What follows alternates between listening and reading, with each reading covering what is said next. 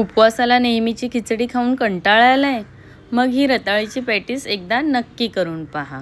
सर्वप्रथम आपल्याला रताळी स्वच्छ धुवून घ्यायचेत, मग त्याचे छोटे छोटे तुकडे करायचे।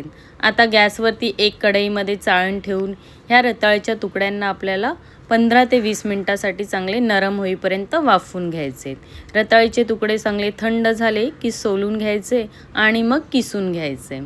आता यातच आपल्याला आलं किसून टाकायचं आहे, चिरलेला कढीपत्ता, चिरलेली हिरवी मिरची, किशमिश, काजूचे तुकडे आणि शेंगदाण्याचा कूट, जिरे, चवीनुसार मीठ घालून ह्या सगळ्या गोष्टी आपल्याला चांगल्या एकजीव करायच्या आहेत आणि मग त्याला पॅटीचा आकार द्यायचा आहे।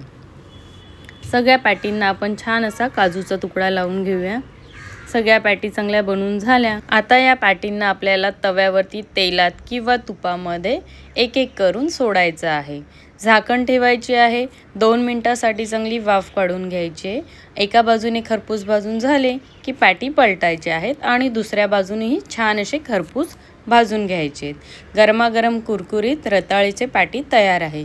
याच्यावर थंडगार दही घालायचं आहे, हिरव्या मिरचीची चटणी घालायची आहे आणि आंबट गोड खजुराची चटणी घालून वरून बटाट्याचा चिवडा टाकून खायला तयार। एन्जॉय।